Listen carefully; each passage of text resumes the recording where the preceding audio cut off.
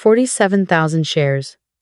That's how many times people passed around the video my sister-in-law, Paige, posted from my brother's Easter dinner table. She had propped her phone against the centerpiece, angled it toward me without my knowing, and filmed a full 62 seconds of me eating a bread roll in my TJ Maxx blouse.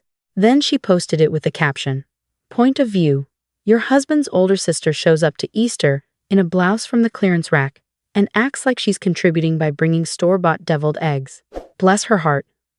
Some people just peak differently. The comments did the rest. "She looks like she's waiting for a bus. Is that blouse ironed? Asking for the blouse. Her energy is giving public school, substitute teacher, and I will not be elaborating." Paige had liked every single one. She had replied to a few with laughing emojis. She had pinned the top comment to the post and added a second video the next morning, a follow-up, where she ranked every person at the Easter table by what she called their vibe and ambition level. I was at the bottom. She used the phrase, "sweet but stagnant," and then immediately said, "No shade, just facts." I watched both videos 4 times. Not because they hurt, because I was paying attention. My name is Renee Calloway. I'm 43 years old. I drive a 2013 Chevy Equinox that I bought used and have no intention of replacing until it refuses to start. I shop at TJ Maxx, consignment stores, and occasionally Nordstrom Rack when I'm feeling extravagant. I live alone in a 3-bedroom house in a suburb that Paige has described, to my brother's face, as a fine starter neighborhood. I have a rescue cat named Gerald and a vegetable garden that takes up most of my backyard. I don't post on social media. I don't attend networking events. I don't wear anything that announces itself when I walk into a room. What I do have is a software company I founded 12 years ago, which I sold 6 years ago for $28 million after taxes. I also have a consulting practice that generates about $900,000 a year, a real estate portfolio across 4 states worth roughly $11 million, and a private investment fund I operate quietly through an LLC called Calloway Meridian Partners. My accountant, a deeply serious woman named Gloria, has described my financial position as aggressively comfortable. I prefer to think of it as simply mine. My family does not know any of this. To them, I am Renee, my brother Daniel's older sister, the one who got divorced 8 years ago, never had kids, works from home doing something vague with computers, and clearly hasn't quite figured out how to put herself together. Paige, in particular, has held this opinion of me since she married my brother 6 years ago, and she has made very little effort to conceal it. She is not a cruel person in the way that requires effort. She is the kind of person for whom cruelty is simply the water she swims in, effortless and ambient, something she doesn't notice herself doing. I watched her for 3 years before I made any decisions. I watched how she spoke about other women, how she calculated every social interaction for status gain, how she had raised her personal brand on a scaffolding of comparison. She had a boutique lifestyle Instagram with 112,000 followers. She posted about her home renovation, her organic meal prep, her workout routine, and occasionally, content she called "Grateful for My People," which was almost exclusively photos of herself surrounded by other people. She sold herself as aspirational and accessible at once, which is a very specific kind of performance that requires a great deal of invisible labor. When she married my brother, I saw immediately that she was building something, a life that looked a particular way, that meant a particular thing, that required a particular kind of audience. I also saw that my brother Daniel, who is genuinely one of the kindest people I know, was a little blinded by how much she seemed to want things. He mistook ambition for direction. He confused wanting for knowing. So I made a quiet decision of my own. Paige had been trying to open a boutique for years. Not an online shop, a real physical boutique, women's clothing and accessories, the kind of carefully curated small batch space that exists between a farmer's market and a fashion brand. She had a genuine eye for it. Whatever else I thought of her character, I could not deny that she understood aesthetic, and she understood her customer. She had the taste. What she lacked was capital. She had applied to 3 small business loans. She had been turned down twice and approved once for an amount that wasn't nearly enough. She had approached 2 investors through her network and both had declined. She had come close, twice, to crowdfunding campaigns that she ultimately abandoned when the momentum stalled. I watched all of this from a careful distance. 18 months after Daniel and Paige's wedding, I contacted a woman named Sylvia Okafor. Sylvia is a business attorney and the managing partner of a firm I had worked with for years. She is methodical, unflappable, and has a gift for paperwork that I have always deeply admired. I told her I wanted to structure an anonymous investment into a small retail business through Calloway Meridian Partners. I wanted the deal documented correctly, with standard investor protections, and with one additional clause that I asked her to draft carefully. The clause read as follows: the continued participation of Calloway Meridian Partners as an investor and guarantor of record is contingent upon the principal beneficiary's conduct remaining consistent with the professional and ethical standards outlined in this agreement. Specifically, public conduct that materially damages the reputation, dignity, or professional standing of any individual associated with this investment, as determined by the managing partner of Calloway Meridian Partners, may result in the immediate withdrawal of funding and dissolution of the partnership. Sylvia had read it twice and then looked up at me over her reading glasses. Someone specific in mind, she said. Let's hope not, I told her. The investment was delivered to Paige through a business development grant from a foundation she had applied to, one that I had quietly funded. She received $40,000 in startup capital and a line of credit through Calloway Meridian that she knew only as a private investment group. She signed the agreement. She opened her boutique, which she called Goldenrod, in a charming little commercial strip, 12 minutes from her house, 14 months after the initial funding. I attended the opening. I brought flowers. Paige accepted them warmly and then immediately turned to greet someone with more followers. Goldenrod did well. It did better than well, actually. She had a talent for it, and I felt genuinely pleased about that, even when I was grinding my teeth at something she'd said at Christmas. The boutique became a real thing, a source of pride, a centerpiece of her brand. She started hosting events there. She started selling consignment pieces from local designers. She applied for a second location. For the second location, she needed a larger capital infusion. She had reached back out to the investment group through the contact Sylvia provided, a polished, neutral email address that routed to Sylvia's office. She was told that an investment decision for expansion would require a review period. She was told it was standard process. She was cheerful about it. She sent a gift basket to the office address. And then she posted the Easter video. Sylvia called me on a Tuesday morning, 11 days after the video had been shared 47,000 times. I was in my garden pulling up the last of the winter kale when my phone buzzed on the porch railing. Renee, she said, I assume you've seen the video. I have. I've been monitoring it since Sunday. 47,000 shares as of this morning. She's responded to comments. She's posted a follow-up. The individual being mocked in both videos is the managing partner of the entity funding her business expansion. There was a pause. I think you know what I'm calling to discuss. I pulled a kale leaf off the stalk and looked at it for a moment. What's your assessment? The clause is clear. The conduct is public, documented, and ongoing. She didn't stumble into a bad moment. She filmed it intentionally, edited it, added a caption, and engaged with commentary that was unkind by any reasonable standard. She then compounded it with a follow-up video. Another pause. The second location application is currently under review. If you authorize a withdrawal, the expansion funding will not proceed. The existing investment in the current location remains unaffected. That's a separate instrument. But the expansion is entirely contingent on the new round. I looked out at the garden. My neighbor's dog was watching me from the other side of the fence with the serene, patient expression of a creature who has no opinions about venture capital. When is the lease signing for the new location? I asked. She's scheduled it for the 15th. She's also planning a launch event for the new space. She's been promoting it for 3 weeks. 200 RSVPs, local press, a few brand partners. I thought about Daniel.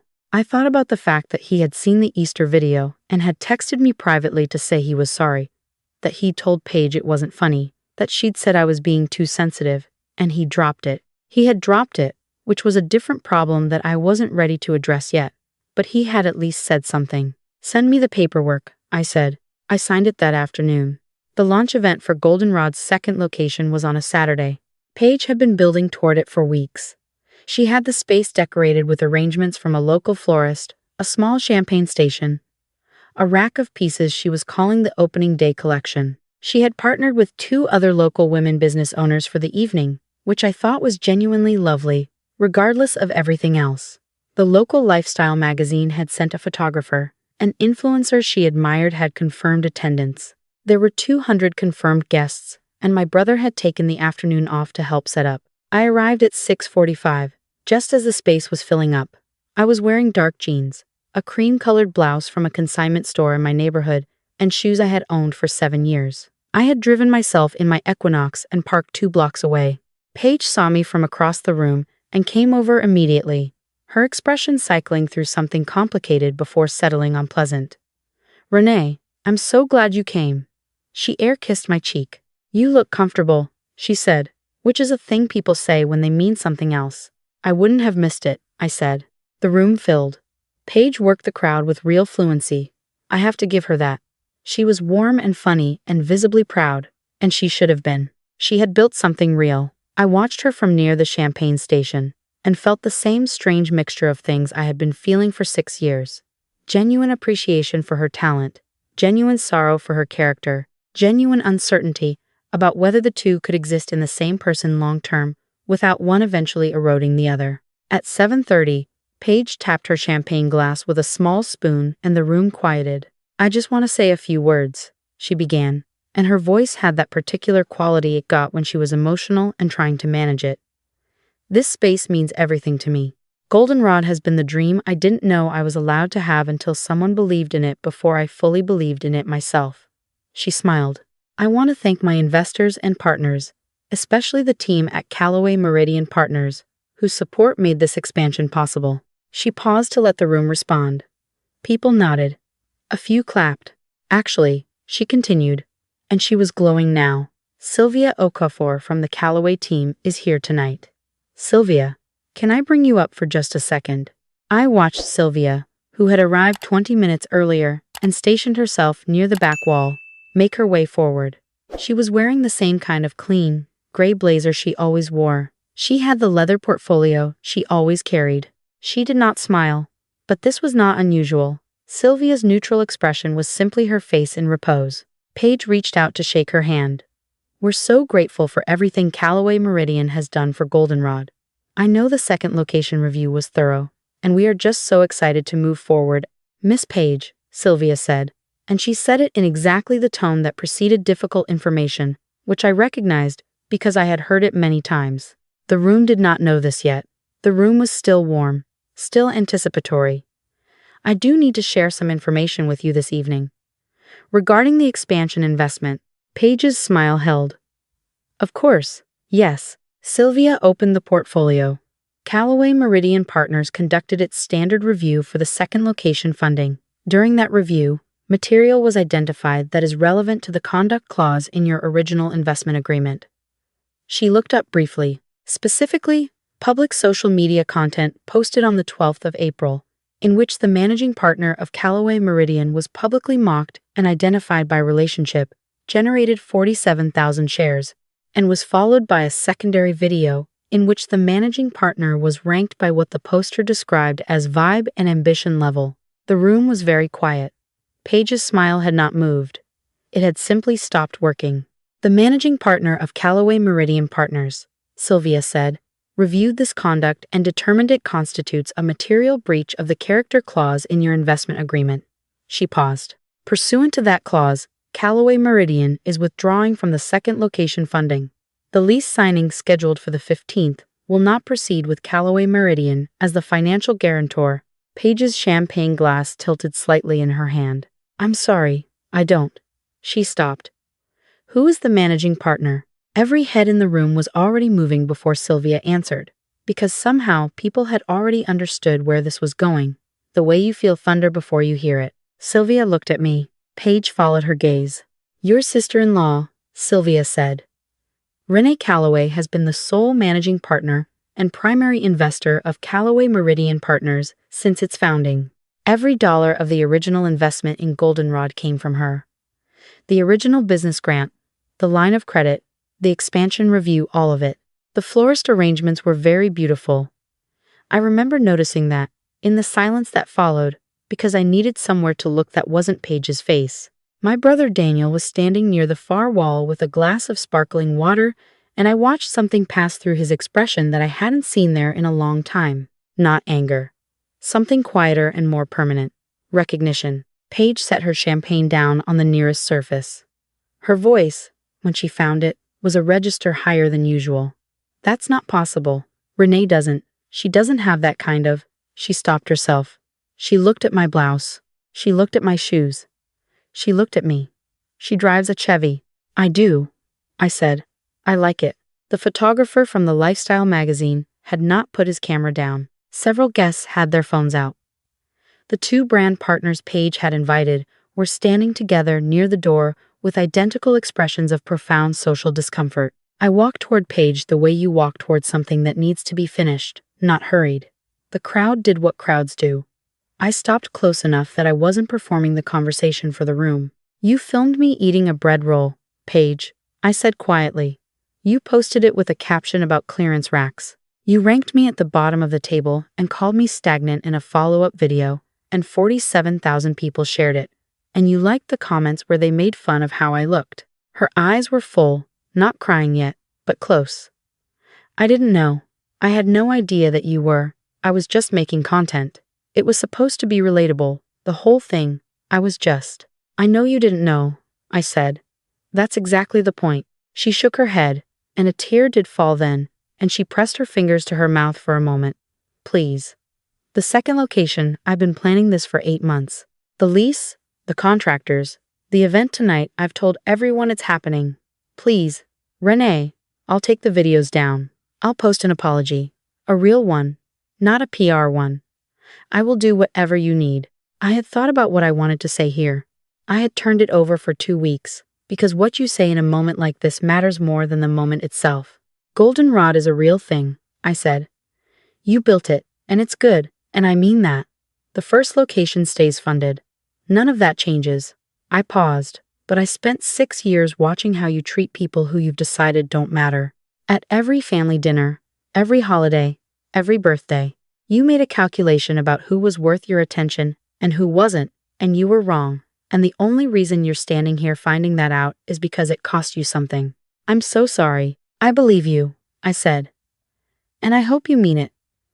But an apology that arrives because the money ran out isn't the same as one that arrives because you changed. I looked at her for a moment. I withdrew from the expansion funding. I didn't withdraw from wanting better for you. Those are two different things, and I need you to understand that. I turned then, and my brother was there. He had crossed the room without my noticing, and he was standing close, and his face had that open, stripped quality it gets when he can't manage his expression anymore. Renee, he said. He stopped.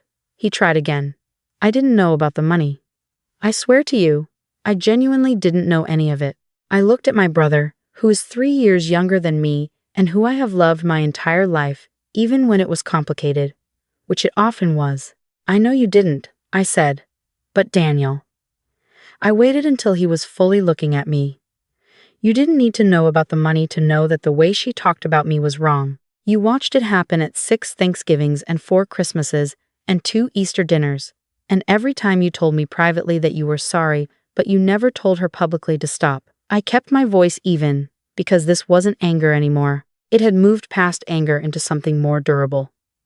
I don't need you to defend my finances. I needed you to defend me. He had the grace not to argue with that. He nodded, once, slowly, and I could see that it had landed in the place where things land when they're true. I walked out of Goldenrod's second location into the cool Saturday evening. I could hear, behind me, the murmur of 200 guests processing what they had just witnessed, and Paige crying, and Sylvia packing her portfolio with the quiet efficiency of someone who has seen a great deal of human drama and remained unbothered by all of it. The street was quiet. I had parked 2 blocks away, and I walked there slowly, because it was a nice evening, and I had nowhere to be in a hurry. What happened next happened on its own, the way things do when the truth gets out in front of you. The lifestyle magazine photographer posted 2 photos to the publication's social accounts that night, not the boutique, not the product launch, but 2 candid shots. Paige at the moment, Sylvia said managing partner, and me, standing near the champagne station, in my consignment blouse and my 7-year-old shoes, looking like someone who had simply come to watch something conclude. The caption said only, Sometimes the most interesting story in the room isn't the one that was planned. By Sunday morning, it had been shared 11,000 times. I didn't see most of it. I was in my garden. Gerald was watching me from the porch railing. The kale was coming back. My brother texted that afternoon. Not an apology exactly, more like an accounting he listed. Carefully. 5 specific times he should have said something and didn't. I read it twice and then set the phone down on the porch step. Some things need time before you know what to do with them. Accountability delivered in a list isn't the same as accountability delivered over time, and I had learned, across 43 years, that the difference mattered. Sylvia called on Monday morning to confirm that the expansion funding had been formally redirected. Per the clause in the original agreement, the withdrawn capital was designated for the secondary beneficiary, which I had specified 18 months earlier. The Calloway Meridian Women's Business Initiative, a grant program for first-generation women entrepreneurs in our county who didn't have a family foundation or a private investor in their corner. The program had been sitting dormant, waiting for a trigger that I had hoped would never arrive. The funding was enough for 3 full grants. 3 women who had been waiting on a decision that would determine whether their idea stayed an idea or became a real thing. 3 women who had filled out paperwork and written business plans and rewritten them and attended workshops and done everything you're supposed to do when you're trying to build something without a safety net. I know their names because Sylvia sent me their files. I won't share them here, because that's not the point of the story and it's not my information to spread.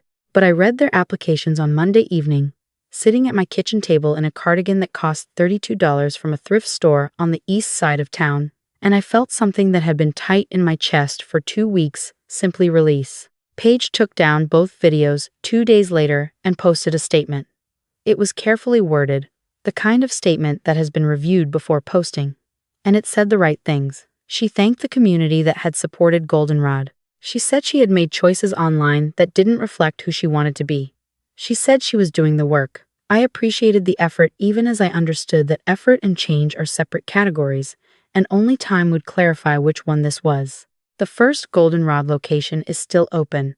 I still hold the original investment. I have no plans to change that, because it was always separate from the rest of it, and because punishing a business she actually built, with her own real talent, would have served no one. My brother and I had dinner 6 weeks later, just the 2 of us, at a diner we used to go to when we were younger. He didn't try to explain or justify or negotiate. He just showed up, and we ordered the same things we always ordered. And somewhere in the middle of it, he said, I was afraid of the tension it would create. Every time, he paused. That's not a good enough reason. I know that. I stirred my coffee for a moment. No, I said. It isn't. I'm working on it. I know you are. We sat there for a while, after we'd finished eating, the way you do when you're not quite ready to leave somewhere. Outside the window, the parking lot was ordinary and lit up by gas station light from across the street. And there was nothing remarkable about any of it, which was fine. Remarkable is exhausting to maintain. I drove home in my Equinox, parked in my driveway, sat with Gerald on the porch for a while before going in. The neighborhood was quiet. Someone 2 streets over was doing something with a leaf blower at an hour that seemed optimistic, but I didn't mind. I was thinking about the 3 women whose grant applications I had read, and whether their businesses would work, and whether the money would be enough, and what it felt like to stand on the first day of something you had been trying to reach for a long time. I know what that feels like. I know what it feels like to build something quietly, without an audience, without anyone in your family understanding what you were doing or why. To drive an ordinary car and wear ordinary clothes and arrive somewhere in a way that announces nothing. And to know, in the private architecture of your own life, exactly what you are standing on. Paige thought she was posting content. She thought she was being relatable. She thought the woman at the Easter table in the clearance rack blouse was the punchline to a joke about ambition and outcomes, and who ends up where. She was right that I was the punchline. She just had the whole story backwards. If you've ever been written off by someone who only reads the cover, stay the course. Build in silence. Let them narrate the version of you that flatters their story, and quietly invest in your own. Because the people who mistake your stillness for stagnation are only seeing the surface of water that goes very, very deep.